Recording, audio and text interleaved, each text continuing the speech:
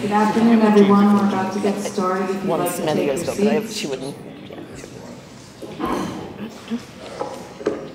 Welcome to Famine Folios. I'm Grace Brady, Executive Director of Ireland's Great Hunger Museum here at Quinnipiac University, and I'm delighted to welcome you all to the release of our first 4 essays commissioned by the museum in this series of works related to the Great Hunger, which they're done in a very heavily visual way and with a strong interdisciplinary focus. As you may have seen when you checked in, they are for sale, and they'll also be for sale at the museum if you'd like.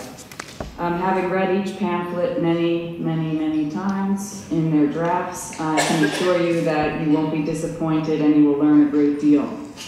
The next group of essays have already been commissioned, and there's a full list of them available outside. It's a document that looks like this. If you haven't gotten it, feel free to pick one up. So just to go over the format for today, the first approximately hour, each author will speak and give a PowerPoint presentations on their essays. It's Christine Kearney, Neve O'Sullivan, Catherine Marshall, and Luke Gibbons. A very brief coffee bathroom break will happen after that, and then we're going to start right up again with Richard Kearney, who will be our moderator to lead the discussion. And I'd ask you to hold your questions until that time, and that's when we can have a full discussion. The session is being recorded. If everyone would please silence their cell phones, that would be appreciated. Following the discussion of the questions and answer period, I'll be giving a brief demonstration of a database of the museum's collection of digitized illustrated news documents, which will be accessible free for scholars, researchers, and the public by the end of the year. We're very excited that we got this far, and it's a wonderful resource for everyone who's interested. Now, before I introduce our esteemed moderator, there are several people that made this day and these publications possible. First, I'd like to thank the authors for writing such rich new material related to the Great Hunger. Thank you to Lynn Bushnell, Vice President for Public Affairs, and the Museum Board for greatly supporting this endeavor. We were excited and fortunate to receive a grant from Connecticut Humanities, which we're very grateful for, and that helped make this presentation available to the public. For the beautiful design of these publications, I'd like to thank Brad Collins and Jessica Cassateri and the team at Group C in New Haven. And personally and professionally, I would like to acknowledge my assistant, Claire Pizzarni, who was involved in every aspect of this project, and I mean every aspect of this project, including image research. She didn't go, but she researched and found things in France and Ireland, and some images that were very difficult to find. She did a lot of proofreading, logistics, and without her, we wouldn't be here. Now, I'm very pleased and honored to introduce Richard Kearney, who will moderate for us today. Richard holds the Charles Seelig Chair of Philosophy at Boston College and is a visiting professor at University College Dublin. He is the author of many books on contemporary European thought, as well as numerous volumes on Irish culture and politics, including The Irish Mind, Exploring Intellectual Traditions, published in 1984, Transitions, Narratives in Modern Irish Culture, published in 1988, Post-Nationalist Ireland, published in 1998, Navigations, Selected Irish Essays, 1976 to 2006, published by Syracuse University Press, as well as a field day pamphlet, Myth and Motherland, in 1990. He is currently the director of the International Guest Book Project, Exchanging Stories, Changing History. Richard is also a member of the Royal Irish Academy and formerly served as a member of the Irish Arts Council, the Higher Education Authority of Ireland, and as chair of the University College Dublin Irish Film School. So please join me in a warm welcome to Richard Kearney.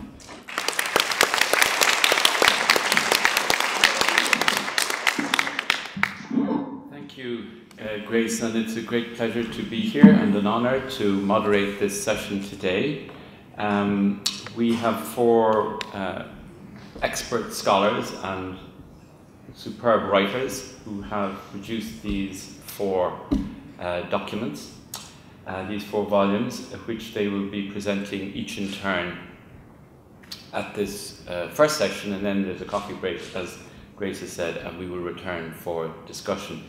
So to move things along quickly, we have a lot of work to do. I'm going to introduce each of the speakers before they take to the lectern, and then, as I say, we will have an occasion for question and answer and involve you all in the second part of the proceedings.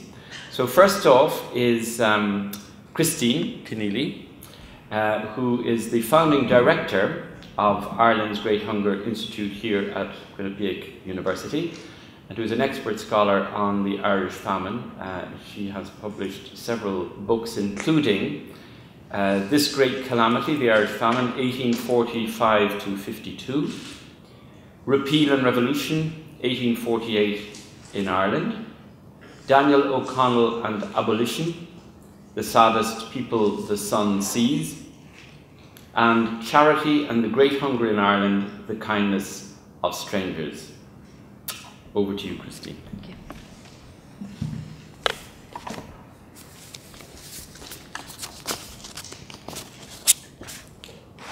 I'm shorter than Grace.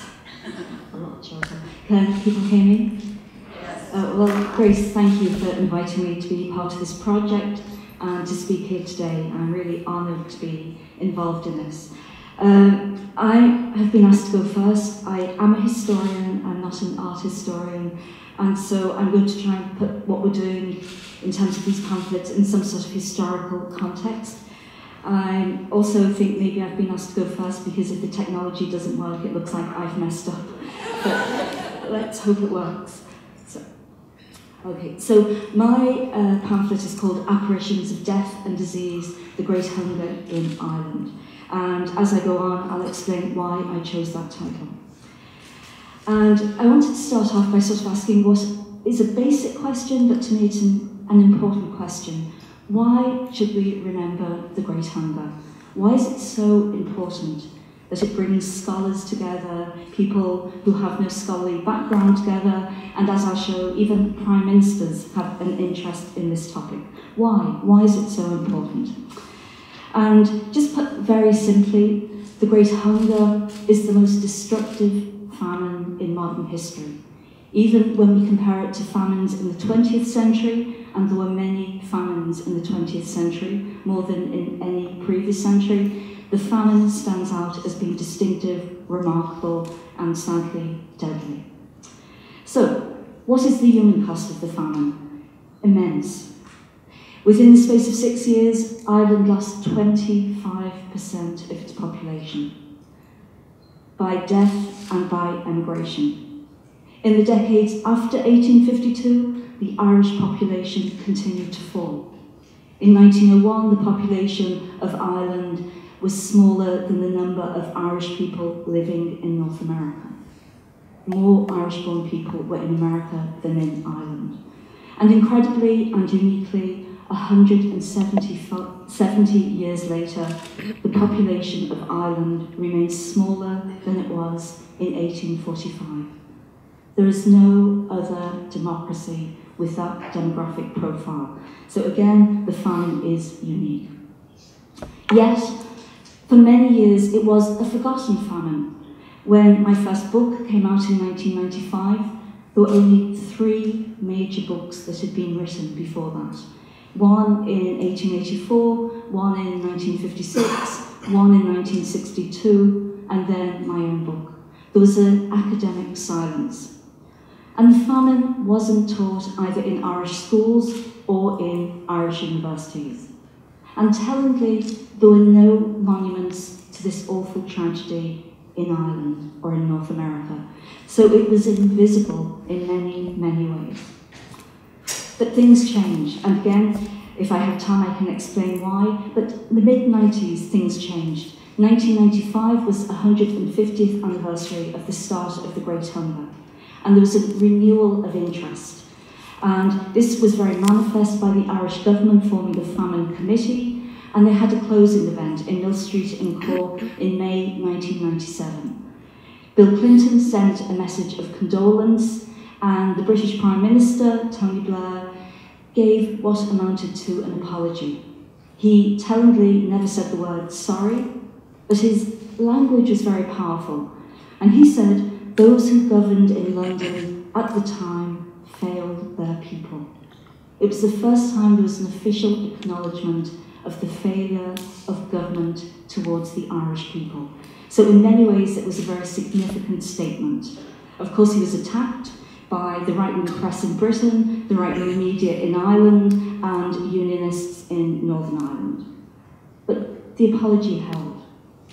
Also, post-1995 was the start of a number of monuments to the famine. You know them, you all know them. They're scattered around Ireland, they're scattered around North America. There is even one in Australia. These are just two famous ones. One in County Mayo by John Behan, we have some of his work in the museum, and another, if you haven't seen this one, you can see what the symbols of it. From a distance it looks like a ship, but as you get close you realise it is in fact skeletons. And another monument you might know, it's quite local, the Famine Monument, the second one in New York, opened in 2002, and the previous one is the Famine Monument in Philadelphia on Penn's Landing. And it's 29 life-size figures. It's what they describe as being the size of a bus. But if you think of these and other monuments, they all date to post-1995. What else happened? Well, Quinnipiac has done its bit in promoting research on the Great Hunger. In 2000, helped by these two former students from Quinnipiac, President John Leahy opened the Great Hunger Room. You might notice it looks like the bottom of a ship. It really feels, it has that feel when you go into it. At the moment, we have an exhibition in there, and that was the start of President Leahy's collecting documents, books, works of art relating to the famine. So this is where it all started. Again, as you know, the collection became so big that in 2012 it was decided to open a dedicated museum. The first museum to the Great Hunger in North America. And as you'll hear, it uses the medium of art to explain what happened. And then in 2013, the president decided he wanted an institute, and I'm the director of that institute, and part of our mission is to be a scholarly resource for the study of the Great Hunger. And last week I was in Ireland. I was at the opening of a workhouse in Ireland, Carrick Cross, and one of the committee said, why don't we have a Great Hunger Institute in Ireland? Why has America led the way? So, what do we do at the Great Hunger Institute? Briefly, we do a number of things. We have an exhibition. But, the pamphlet. This, as you see, Apparitions of Death and Disease.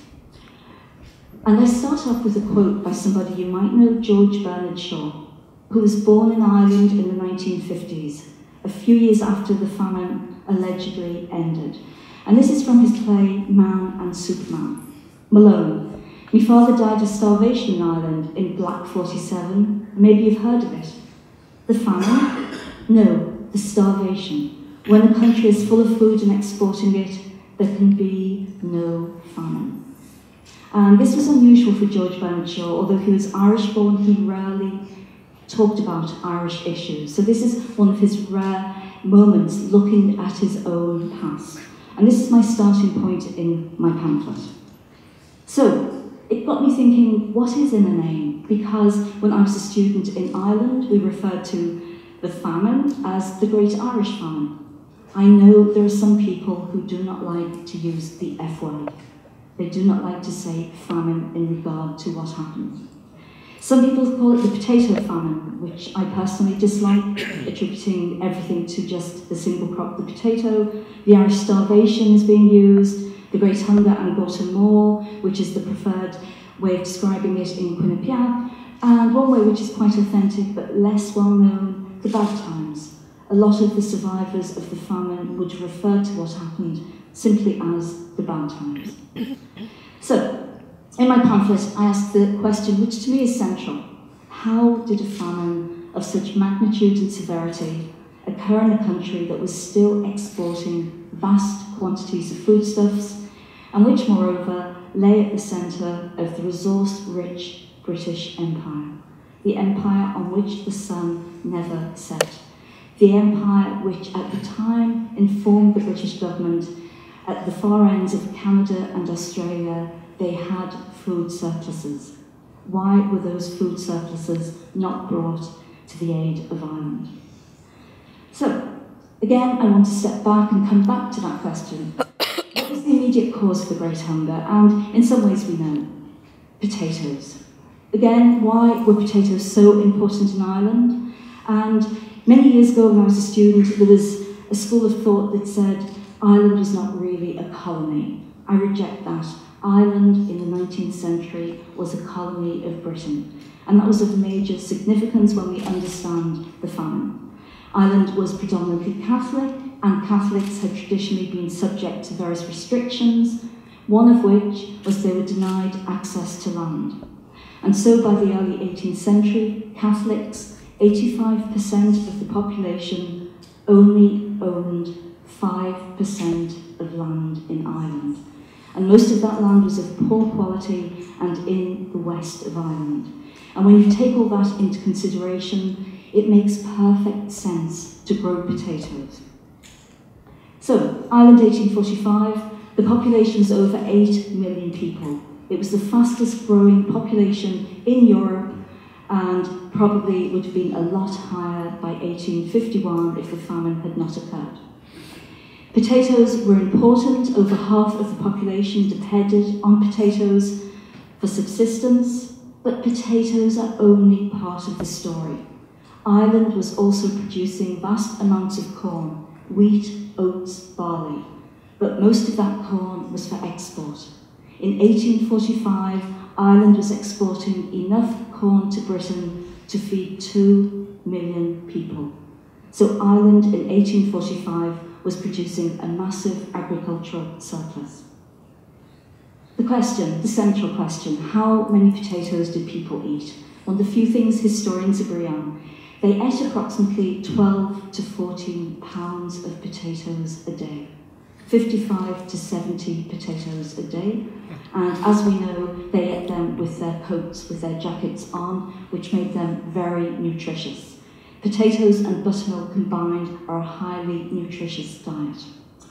So yes, potatoes were a superfood, and it did make sense in many ways to grow them. On the eve of the famine, Irish people were the healthiest, the tallest, and the most fertile population in Europe, and therefore probably in the world. But the perception from Britain was that Irish people were lazy. And the familiar saying was, a lazy crop grown by lazy people in lazy beds. The so-called lazy beds we now know is the most productive way of producing potatoes. They were far from lazy or inefficient. So, 1845, a mysterious blight comes to Ireland. At the time, nobody knows what causes the blight or what the antidote to it is. Crop failures were not unknown, and people started to do what they usually do. They pawned what little goods they had, believing they would get them back the following year. 1846, the unthinkable happened, and the blight returned to Ireland. But in 1846, it was far more virulent and totally wiped out the potato crop. In the summer of that year, there was a change of government, and the new Prime Minister was a man called Lord John Russell. Not a very strong Prime Minister, and one who was heading a minority government. So he was in a very weak position. He was helped, if helped is the right word, by a civil servant, Sir Charles Trevelyan. Charles Trevelyan had been in charge of relief operations since 1845, and with the change of government, he was allowed to stay in charge of the distribution of relief. In many ways, it was disastrous. He was evangelical, and he believed that God had sent the blight to punish Irish Catholics, and that too much should not be done to help them. And if you go to the museum, you will see Michael Farrell's stunning piece of work, Trevelyan on Trial. And this is just a quote from Trevelyan. The judgment of God set the calamity to teach the Irish a lesson. That calamity must not be too much mitigated. The real evil with which we have to contend is not the physical evil of famine, but the moral evil of the selfish, perverse, and turbulent character of the people. And that was the man who was in charge of relief for the whole period of famine. And at the beginning I said he was Sir Charles Trevelyan. In fact, he got his title Sir in 1848. He was knighted for what he had done in Ireland during the famine. So, the Whig relief policies, they made public works the main form of relief. Public works, hard physical labour, 6 days a week, 12 hours a day. Initially only for men, but the wages were so low and deliberately kept low that women and children flocked to the public works. And they couldn't keep up with demand. So people literally waited for somebody to drop dead so they could replace them on the public works. And what made this system even crueler was the winter of 1846 to 47 was the coldest on record for over 100 years. It snowed as late as April 1847. And in Ireland we remember this cruel system as roads that lead nowhere and walls that surround nothing. And coinciding with the public works, we start to see mass mortality in Ireland. And these are just quotes which describe the awfulness of the situation. At the end of 1846, Skibbereen in West Cork got a lot of attention. It got so much attention that the Illustrated London News sent their artist James Mahoney to the area. And this is an American, a man from Connecticut who happened to be in Europe at the time. And he was curious, and he went to Skibbereen, and he described what he saw as apparitions of death and disease. And like so many other people, he said that there was no language to describe the awfulness of what he was witnessing. And this is a report from Belfast, which again shows some of the awfulness of what was happening, people dropping dead in the street. And I include this, one, to show that the famine was truly a national disaster. But also there has been a myth amongst Protestants and Unionists that the northeast of Ireland didn't suffer, that Protestants were somehow protected by God and they didn't die. There is no truth in that at all. In fact, the worst area to suffer in Belfast, the areas of Shankill and Newtownards, 2 Protestant areas. So the shocking thing about the famine, and again it does lead to ask the question, is it a famine if there is food in the country? There was vast amount of food in the country, but that food was being exported for the most part to Britain. And it wasn't just corn, which has been the subject of so much debate. Whiskey, porter, eggs, 90 million eggs were exported in 1847 alone. Vast amounts of whiskey and porter, the name for Guinness, which was made from grain, which could have been used to feed the people. People, including Daniel O'Connell, asked that distillation be stopped, but the British government refused to do that. So the options they had, they refused to implement. 1847, the Soup Kitchen Act was introduced, and the Irish people, for the first and only time during the Great Hunger, were given what they needed, which was food in the form of soup. Not always great soup, but at its height, over 3 million people were fed in the soup kitchens every day, which shows that the British government logistically and administratively had the ability to feed the Irish people. They just did not have the political will to continue to do so. Autumn 1847, the British government said that the famine was over, and that if any more help was needed, it had to come from Irish taxpayers. 1848, 1.5 million people were still in receipt of relief from the poor law through the workhouse system. Emigration, as we know, emigration did not end in 1848. By 1848, 250,000 people emigrated, and that continued until it peaked in 1852, but emigration continued in the post-famine decades. It never really ended. And this is a quote which to me is probably one of the most powerful quotes I came across. It was in a private letter by Lord Clarendon, the Viceroy in Dublin Castle, an English politician, and he wrote this private letter to the British Prime Minister, Lord John Russell, in April 1849. And he says, surely this is a state of things to justify you asking the House of Commons for an advance. For I don't think there's another legislature in Europe that would disregard such suffering as now exists in the west of Ireland, or coldly persist in a policy of extermination. And that phrase, policy of extermination, to me it says, the Great Hunger is not a punishment by God. The Great Hunger is not an act of nature. The Great Hunger is something that for the most part has been brought about by the policies of the British government, and they knew it themselves at the time.